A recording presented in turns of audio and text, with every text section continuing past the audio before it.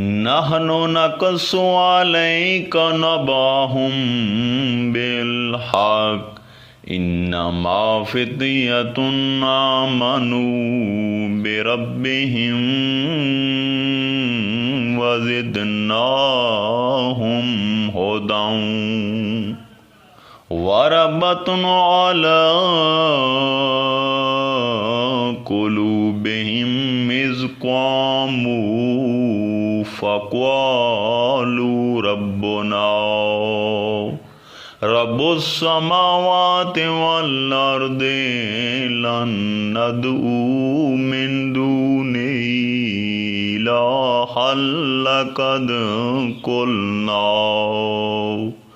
إلها لقد قلنا إذا شططا۔ اب ہم آپ کو ان کا حال صحیح سناتے ہیں۔ بے شک وہ چند نوجوان تھے جو اپنے رب پر ایمان لائے، اور ہم نے ان کے لیے نور ہدایت میں اور اضافہ فرما دیا، اور ہم نے ان کے دلوں کو اپنے رب و نسبت سے مضبوط اور مستحکم فرما دیا۔ جب وہ اپنے بادشاہ کے سامنے کھڑے ہوئے تو کہنے لگے، ہمارا رب تو آسمانوں اور زمین کا رب ہے، ہم اس کے سوا ہرگز کسی جھوٹے معبود کی پرستش نہیں کریں گے، اور اگر ایسا کریں تو اس وقت ہم ضرور حق سے ہٹی ہوئی بات کریں گے۔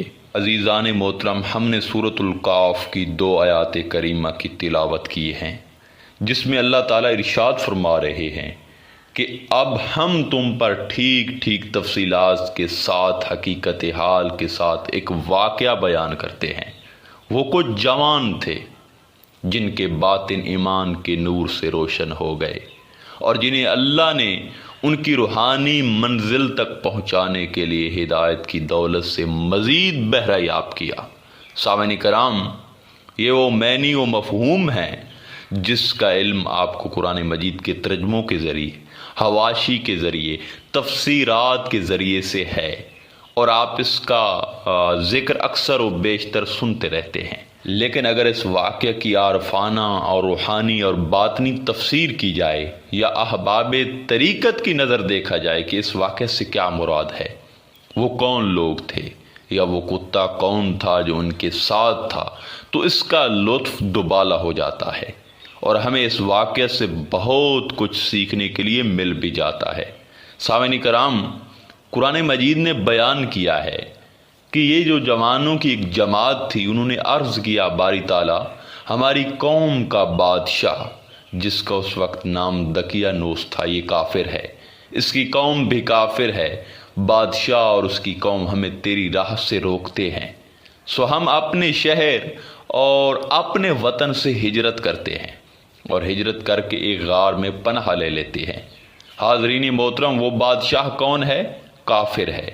باطن میں اس بادشاہ کے شیطان چھپا ہے، اور اس کی قوم نفس امارہ اور اس کی خواہشات مرغوبات ہیں۔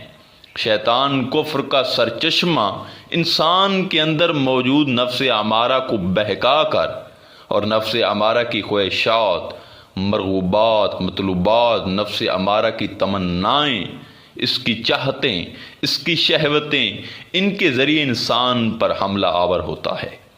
نفس امارہ اور اس کی خواہشات انسان کو اللہ کی راہ سے بہکا کر اللہ کا نافرمان بنانا چاہتی ہیں، اور ہم سب بھی اسی شہر میں آباد ہیں، ہم سب اسی معاشرے میں، اسی وطن میں، اسی ماحول میں رہ رہے ہیں جس پر نفس امارہ اور خواہشات کا تسلط ہے۔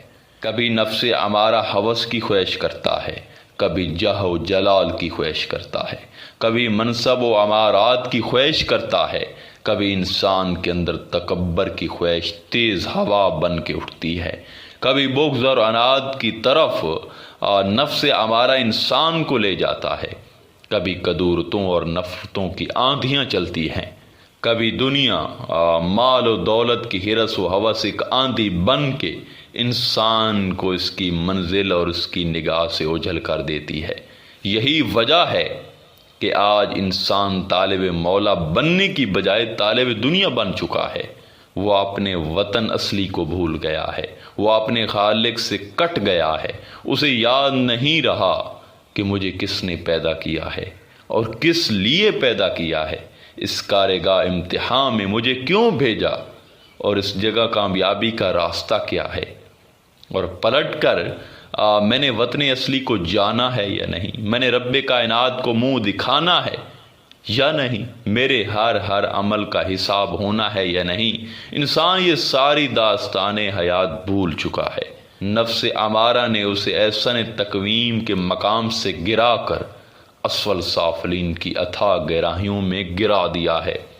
نفس امارہ نے انسان کو انسانیت سے گرا کر حیوانیت میں بندے کار کر دیا ہے، لذت جسمانی کا بندہ بنا دیا ہے، طالبات نفسانی کا بندہ بنا دیا ہے، اور وہ بندہ اب اس دنیا کا پجاری بن کر رب کی عبادت، رب کی بندگی، رب کا تعلق اور اس کی ابدیت کا کلادہ اپنے گلے سے اتار کر ذلت اور رسوائی کے گڑھوں میں گر کر در بدر کی ٹھوکریں کھاتا پھرتا ہے۔ اس حالت میں جن جوانوں کا ذکر ہے کہ ان جوانوں کو رب نے ہدایت دے دی اور انہوں نے چاہا کہ اس مادی وطن کو چھوڑ دیں، یہ مادی وطن جس میں نفس امارہ کی حکومت ہے، جس میں خواہشوں کی، لذتوں کی، رغبتوں کی، حرص و ہوس کی حکومت ہے اور سلطنت ہے، اس شہر، سمجھیے گا بات کو، اس شہر یعنی جسم سے نکل کر ایک غار میں پناہ لے لیں، اور اس غار سے مراد کیا ہے؟ باطن۔ نفس امارہ کی سلطنت چھوڑ کر ہم باطن میں پناہ لے لیں تاکہ باطن کی پناہ میں آ کر ہمیں مولا ملے، اور باطن کی پناہ میں آ کر ہم نفس کے حملوں سے بچ سکیں، جسمانی شہوتوں کے حملے سے بچ سکیں۔ وہ کچھ جوان جنہیں اللہ ہدایت دے دیتا ہے وہ غار میں چلے جاتے ہیں، اور قرآن کہتا ہے، بعض لوگوں نے کہا وہ جوان اصحاب کاف نفس امارہ سے پناہ لے کر باطن کی غار میں آ جانے والے 3 تھے۔ قرآن کہتا ہے، بعض لوگ کہتے ہیں ثلاثہ 3 تھے۔ اگر مراد اس باطن کی پناہ آنے والے 3 ہوں تو ان سے مراد روح ہے، عقل ہے اور قلب۔ سامعین کرام، اگر وہ 3 تھے تو چوتھا ان کے ساتھ کتا تھا، اور وہ کتا کون ہے؟ نفس۔ بعض کہتے ہیں 5 تھے۔ سامعین کرام، اگر 5 تھے تو وہ ایک روح ہے، ایک قلب ہے، ایک عقل ہے، ایک ستر و سر ہے۔ 5 باطن کی غار میں آ گئے، اور قرآن کہتا ہے چھٹا کتا تھا۔ بعض کہتے ہیں سب تھا، وہ 7 تھے۔ اگر 7 تھے تو پھر ان 5 کے ساتھ یعنی روح و قلب، عقل و ستر و سر کے ساتھ خفی اور اخفا مل گئے، یہ 7 اصحاب کاف بن گئے، غار میں پناہ لینے والے۔ یہ 7 روحانی ملکات جمع ہو گئے، یہ روحانی وجود باطن کی غار میں آ گئے، اور 8واں ان کا کتا تھا۔ وہ نفس اس باطن کی غار کے دروازے پہ آ کر بیٹھ گیا، مگر نفس جب تک نفس امارہ تھا وہ باطن کی دیوار کی طرف آنے والا نہ تھا۔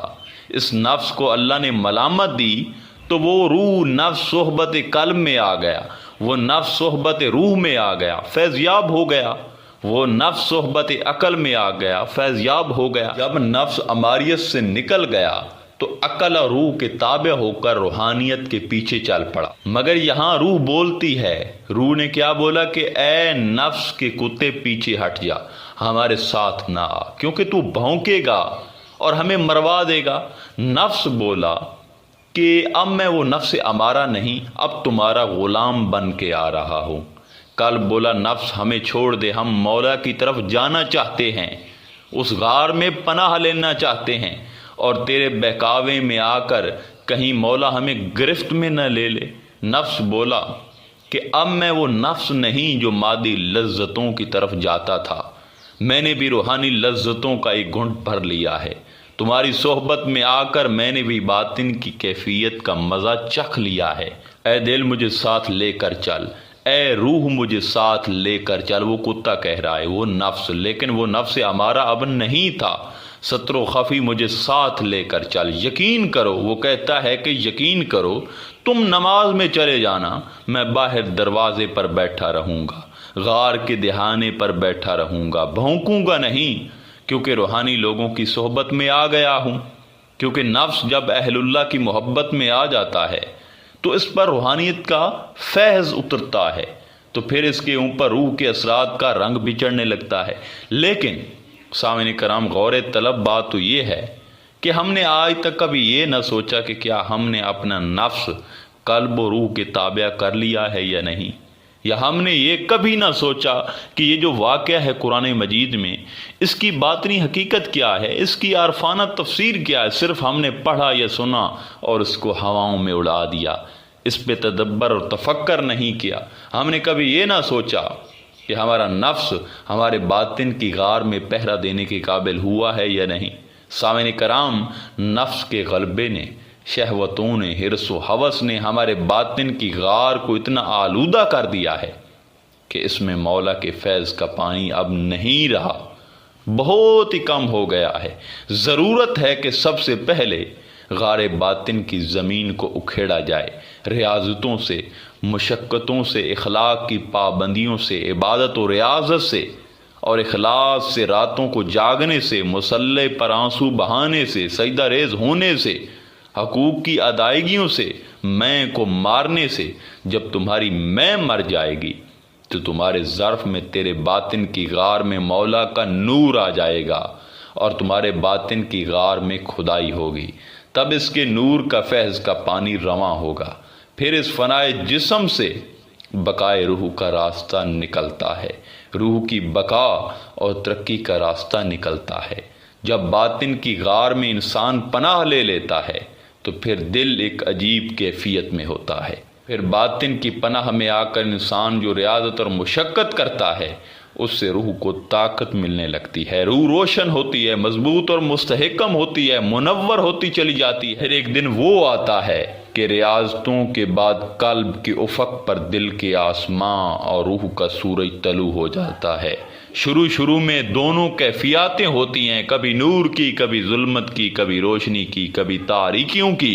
قرآن نے اس اصحاب کہف کے حوالے سے کہا ہے، اور آپ دیکھتے ہیں کہ اس غار میں پناہ لینے والوں پر جب سورج طلوع ہوتا ہے تو دائیں جانب جھک جاتا ہے۔ یہ جو غار میں طلوع ہوتا ہے، یہ دل کے مطلع پر، دل کے آسمانوں پر، ریاضتوں کے بعد، اخلاق حسنہ کے بعد، محنت کے بعد، من اور میں کے مارنے کے بعد، اپنے بدن کی ویرانی کے بعد، جب باطن آباد ہوتا ہے تو قربت ملتی ہے، اس کے نور کا پانی ملتا ہے، روح طاقتور ہوتی ہے، تو پھر سورج بن کر روح آسمان کے دل پر طلوع ہو جاتی ہے۔ جب روح طلوع ہوتی ہے تو وہ جو فرمایا ہے کہ وہ دائیں جانب جھک جاتا ہے، دائیں جانب جانے والے لوگوں کو اولیاء اور مقربین کہتے ہیں۔ جب روح دل کے آسمان پر طلوع ہو جائے تو پھر بندہ اولیاء اور مقربین کی طرح اور صوفیاء کی طرف، اہل اللہ اور اہل بیت کی طرف، اور اللہ اور اس کے رسول کی طرف، اہل یمین کی طرف جھک جاتا ہے۔ پھر اس کا شمار ادھر کو ہو جاتا ہے، پھر اس کا رجحان یمین کی طرف، رب العالمین کی طرف ہو جاتا ہے۔ روح دل کے آسمان پر طلوع ہوتی ہے، بندہ فرش پر ہوتا ہے، مگر اس کا باطن ملائے اعلیٰ پہ ہو جاتا ہے، اس کا ملائکہ سے ربط ہو جاتا ہے، اس کے آسمان قلب پر انوار و تجلیات کا عروج شروع ہو جاتا ہے۔ انسان ملکوت سے اٹھ کر عالم لاہوت میں چلا جاتا ہے، اور روح جب نصف النہار پر آتی ہے تو اس کی تمازت جوانی پر ہوتی ہے، ناسوتی بندے کو اٹھا کر یہ عالم لاہوت میں لے جاتی ہے۔ اس وقت وہ بندہ ہو کر رشک ملائکہ ہو جاتا ہے، اس کی بشریت رشک نورانیت ہو جاتی ہے، بندہ مسجود آدم ہوتا ہے اور وہ طالب مطلوب بنا دیے جاتا ہے، محب کو محبوب بنا دیے جاتا ہے، مرید کو مراد بنا دیے جاتا ہے، اور خاکی کو نوری بنا دیا جاتا ہے۔ حکم ہوتا ہے کہ میرے محبوب زبان چلا تاکہ تیری تقدیر بن جائے، ہاتھ اٹھا تاکہ میری عطا ہو جائے، تو کچھ مانگ تاکہ تیری رضا آ جائے۔ پھر بندہ بولتا ہے، ادھر تقدیر چلتی ہے، پھر روح بدن کے چہروں اور پردوں سے نجات پا جاتی ہے۔ لیکن یہ تب ہوتا ہے جب انسان اللہ کی آیتوں پر غور و فکر اور تدبر اور تفکر کرتا ہے۔ آخر میں دعا ہے کہ اللہ تعالی ہمیں واقع صحابہ کہف صحیح معنوں میں سمجھنے اور اس پر عمل کرنے کی توفیق عطا فرمائے۔ انشاءاللہ تعالی ملتے ہیں ایک نئے موضوع میں، تب تک اللہ نگہبان۔